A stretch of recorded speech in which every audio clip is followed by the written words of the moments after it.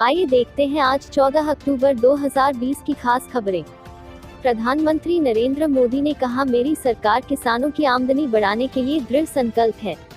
मुख्यमंत्री योगी आदित्यनाथ ने कहा, महिला सुरक्षा के हो कार्यक्रम। कांग्रेस महासचिव प्रियंका गांधी ने कहा, गोंडा की घटना दुर्भाग्यपूर्ण है। बसपा प्रमुख मायावती ने कहा, अपराध उत्तर प्रदेश में सिर चढ़कर बोल रहा है। आम आदमी पार्टी संजय सिंह ने कहा, भाजपा का कोई नेता हाथरस नहीं गया।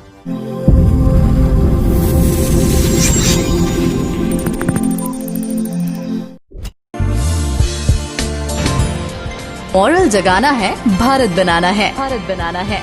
Moral Group of Companies, always together.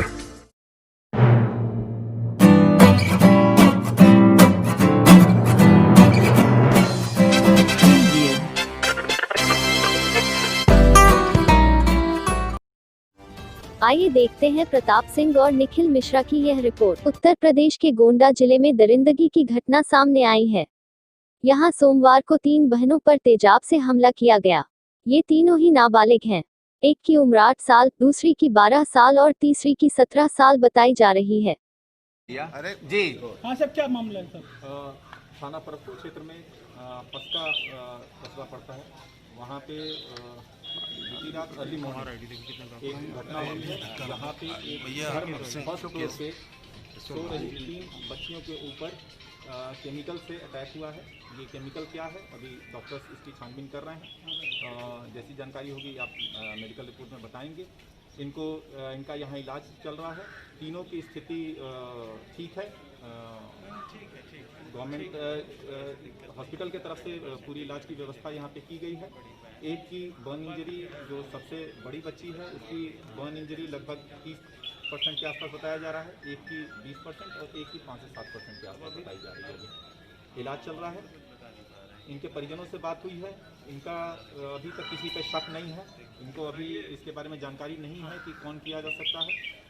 Police team इसमें लगी है, मौके पे फॉरेंसिक टीम, डॉग स्क्वाड, सभी लोग वहाँ पे मौके पे छानबीन कर रहे हैं और जल्दी हम लोग इस घटना का अनावरण करके दोषियों के विरुद्ध कड़ी से कड़ी कार्रवाई सुनिश्चित करें। सर मुकदमा दर्ज हुआ? सर मुकदमा दर्ज हुआ? तीनों बच्चियां नाबालिग। सर मुकदमा दर्ज हुआ? अभी इन्होंने इनसे तहरीर ली जा रही है, क्योंकि अभी किसी पे बता नहीं रहे। तो हम लोगों ने कहा है कि अज्ञात में ही जो भी आपके पास जानकारी हो उतनी जानकारी आप हमें दे दें, हम इसमें मुकदमा पंजीकृत कर लेंगे। परंतु हमारी पुलिस कार्रवाई ऑलरेडी जैसे ही घटना की सूचना मिली तब से इसकी पड़ताल हमारी चालू है और जल्दी हम घटना का अनावरण करेंगे और दोषियों को गिरफ्तार करके सख्त से सख्त। सर प्राइमा फेसी क्या मान रहे हैं? प्राइमा फेसी क्या मान रहे हैं? हाँ, एक ही परिवार के, जैसा मैंने बताया, एक ही परिवार, एक ही घर में ये रह रही थी, एक ही कमरे में थी। सर प्राइमा फेसी क्या मान रहे हैं? अभी हम कुछ नहीं कह सकते हैं इसमें, जब तक चीजें स्पष्ट नहीं होंगी। हाँ, ये जरूर है कि कोई आसपास का करीबी है, क्योंकि नीचे कर लीजिए।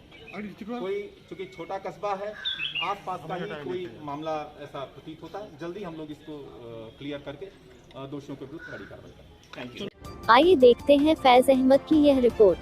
इस वक्त हम मौजूद हैं लखनऊ में और लखनऊ के पीछे आप देख सकते हैं हमारे हाई कोर्ट है। यहाँ पर आज हाथरस गैंगरेप के मामलों के लेकर आज सुनवाई होनी है। तकरीबन 2:15 बजे इसकी सुनवाई होनी है, जिसको लेकर तमाम आला अधिकारी भी मौजूद होंगे। खास करके हाथरस के डीएम भी मौजूद रहेंगे इस सुनवाई के दौरान। लेकिन जिस तरह से ये मामला तूल पकड़ता गया, विपक्षी दल भी इसको लेकर काफ़ी आग बबूला हुए, जिसको लेकर सरकार ने सीबीआई की जाँच का भी आदेश दिया है। लेकिन फिलहाल अभी सीबीआई की जांच नहीं शुरू है। आज पीड़ित का परिवार हाईकोर्ट पहुंचा है और यहां पर आज उनकी तरफ से सुनवाई होनी है। लेकिन सुनवाई में क्या कुछ होगा ये कहना बड़ा मुश्किल होगा।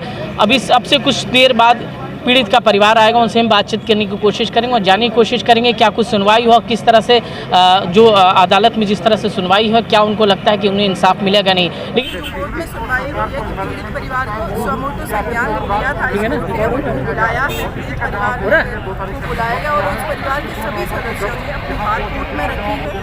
कोर्ट ने फिर राज्य के जो भी ऑफिसर्स थे, जिसमें इसलिए जो लोकल एडमिनिस्ट्रेशन डीएम साहब, उन लोगों से बात की, सभी से बात की है और पूछा है कि कि आपने आखिर क्यों जला दिया, तो उनका कहना था लॉ एंड ऑर्डर का इशू था, ऐसा हो सकता था।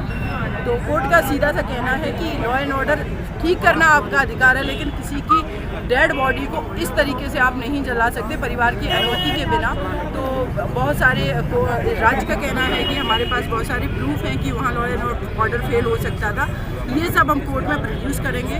तो 2 नवंबर की डेट है, नेक्स्ट डेट है 2 नवंबर की, जिसमें राज्य अपना पक्ष रखेगा। मैम आपको क्या लग रहा है किस एंगल में जा रहा है पूरा केस मैम? किस एंगल मतलब क्या है? ये मर्डर हुआ है एक बेटी का जी, रेप हुआ है एक बेटी का, वो आज हमारे बीच में नहीं है।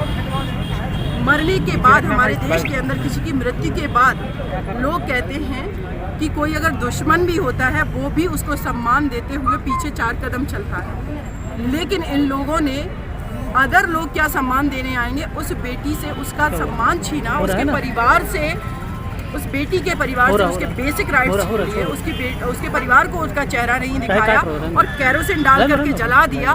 तो इसका जवाब तो राज्य को देना पड़ेगा। और कोर्ट को मैं शुक्रिया अदा करती हूँ कि हमारे देश के सिटीजन के फंडामेंटल राइट को प्रोटेक्ट करने के लिए हमारा सर्वोच्च न्यायालय और उच्च न्यायालय बैठा है, जिन्होंने माननीय इलाहाबाद उच्च न्यायालय की लखनऊ बेंच ने स्वतः संज्ञान में ये केस लिया है। तो हम अगली हियरिंग का वेट करते हैं।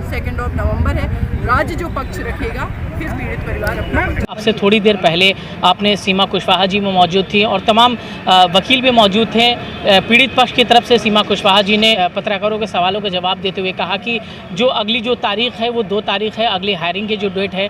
उन्होंने बताया कोर्ट के अंदर का जो मामला था पूरा, वहाँ तमाम पक्षों की बात सुनी गई, पीड़ित परिवार के हर एक सदस्य की बात सुनी गई और हाथरस कोर्ट सरकार प्रशासन से ये सवाल किया गया आखिर क्या बात थी जो रात के अंधेरे में आपको यह काम करना। वहीं हाथरस के प्रशासन की तरफ से जो वकील थे उन्होंने ये कहा कि लॉ एंड ऑर्डर ना बिगड़ जाए, इसकी वजह से उन्होंने अंतिम संस्कार किया। वहीं पर कोर्ट ने फटकार लगाते हुए कहा कि लॉ एंड ऑर्डर बनाने की जिम्मेदारी आपकी होती है, फिर आपकी तरफ से इस तरह का सवाल ये कोर्ट को समझ में नहीं आया। वही अगली जो तारीख 2 तारीख दी गई है, वहाँ जो है सरकारी वकील यानी हाथरस प्रशासन से पूछा जाएगा, उनको अपनी बात रखनी है, आखिर क्या वजह थी, क्यों रात के अंधेरे में उन्होंने अंतिम संस्कार किया। परिवार की मांग है उत्तर प्रदेश में इसकी जजमेंट ना होकर दूसरे स्टेट में, दिल्ली या मुंबई में हो सकता है। तो ये देखना बड़ा अहम होगा और क्या कुछ निकल कर सामने आता है ये कहना बड़ा मुश्किल है। कैमरा पर्सन सर्वजीत के साथ मैं फैज़ अहमद, फ्रेंड्स समय न्यूज़, लखनऊ। आइए देखते हैं सलीम शहजादा की बाराबंकी से यह रिपोर्ट। जनपद बाराबंकी के जिलाधिकारी डॉक्टर आदर्श सिंह धान कटाई के मौसम में पलारी न जलाने के संदर्भ में किसानों से अनुरोध करते हुए नियमों का हवाला दिया। श्री आदर्श सिंह क्या कहा, सुनते हैं। नमस्कार, मैं जिलाधिकारी बाराबंकी आज अपने कृषक भाइयों से एक विशेष अनुरोध करना चाहता हूँ। जैसा कि हम सब जानते हैं कि इस समय धान का कटाई का समय आ चुका है और पूरे जनपद में जगह जगह पे सभी खेतों में आने वाले दिनों में कटाई आरंभ की जाएगी। कुछ जगहों पर कटाई हो भी चुकी है। इस संबंध में आप सब जानते हैं कि बहुत सख्त निर्देश दिए गए हैं। माननीय उच्चतम न्यायालय द्वारा भी इस पर समय समय पर बहुत सख्त निर्देश दिए गए हैं। शासन द्वारा भी, सरकार द्वारा भी इसमें बहुत स्पष्ट निर्देश दिए गए हैं कि किसी भी अवस्था में पराली को जलाया ना जाए। इसमें ये भी निर्देश दिए गए थे कि जहाँ जहाँ पे हार्वेस्टरों का प्रयोग हो रहा है वहाँ पे ऐसी मशीनें हों जिनमें रीपर भी साथ में लगा हो, ताकि जो पराली है वो उसका अवशेष बहुत ही कम बचे और उसे जलाने की कोई आवश्यकता ना पड़े। लेकिन किसी भी स्थिति में, चाहे वो हाथ से भी अगर हम लोग फसल को काट रहे हैं या फिर कटाई कर रहे हैं या फिर किसी भी अगर हम मशीन का प्रयोग कर रहे हैं और अगर पराली बचती भी है तो ये ध्यान रखना है कि किसी भी अवस्था में उसे जलाया ना जाए। उस पराली को हम एकत्रित करके अपने संबंधित सचिव या लेखपाल से संपर्क करें और उसे नज़दीकी गौआश्रय स्थल तक पहुंचाएं, ताकि हमारे जो निराश्रित गौवंश हैं उनके लिए ये चारे के रूप में प्रयोग किया जा सके, या आप स्वयं भी अपने गौवंशों के लिए चारे के रूप में प्रयोग कर सकते हैं। मैं फिर इस बात को दोहराता हूँ कि अगर हमें कहीं भी दिखता है या पाया जाता है, और आजकल ये सारी चीज़ें छुपती नहीं है क्योंकि सैटेलाइट के माध्यम से ये पता चल जाता है कि कौन से खेत में किसने पराली जलाई है, और बहुत कड़ी कार्रवाई होगी, FIR भी होगी, जुर्माना भी होगा, वसूली की कार्रवाई भी होगी और सारी कार्रवाई होगी।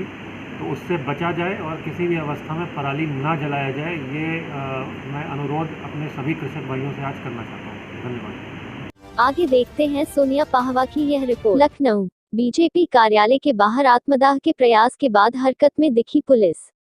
हजरतगंज पुलिस ने शुरू किया चेकिंग अभियान। हजरतगंज चौराहे से गुजर रहे लोगों की कर रही चेकिंग। पुरुष के साथ महिला पुलिस भी मौजूद। चौराहे से गुजर रही महिलाओं को रोककर पुलिस ले रही तलाशी। आइए देखते हैं खान रईस अहमद की यह रिपोर्ट। लखनऊ, समाजवादी पार्टी के प्रवक्ता एवं एमएलसी सुनील सिंह साजन का बड़ा बयान। कल माननीय हाई कोर्ट के सामने योगी सरकार बेनकाब हो गई। जो हाथरस की घटना पर लगातार गुमराह किया जा रहा था, कभी पीएफआई का नाम आ रहा था, कभी 100 करोड़ की फंडिंग की बात योगी सरकार कर रही थी, और उसके बाद वो नक्सली कनेक्शन की बात कर रही थी। लेकिन कल योगी सरकार के अधिकारियों ने इन तीनों पर कोई बात नहीं की न्यायालय के सामने, क्योंकि तथ्य नहीं है, सबूत नहीं है।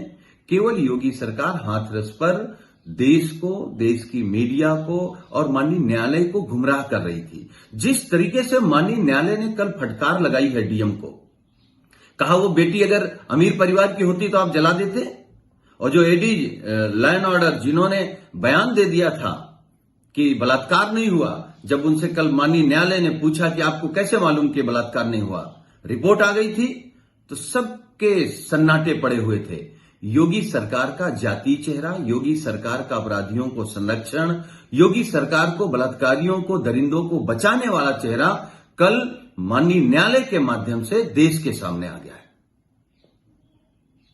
हिंदुत्व पर राज्यपाल भगत सिंह कोश्यारी और मुख्यमंत्री उद्धव ठाकरे में जंग।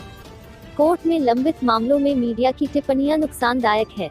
बिहार चुनाव में सबके लिए रोजगार बना चुनावी मुद्दा। बिहार के मुख्यमंत्री नीतीश कुमार ने कहा, हम लोगों को रोजगार देने की दिशा में काम कर रहे हैं। तेजस्वी यादव ने कहा, बिहार सरकार युवाओं को नौकरी देना ही नहीं चाहती है, पुराने उद्योग बंद हो गए हैं। जम्मू कश्मीर की पूर्व मुख्यमंत्री महबूबा मुफ्ती 14 महीनों बाद रिहा हुई।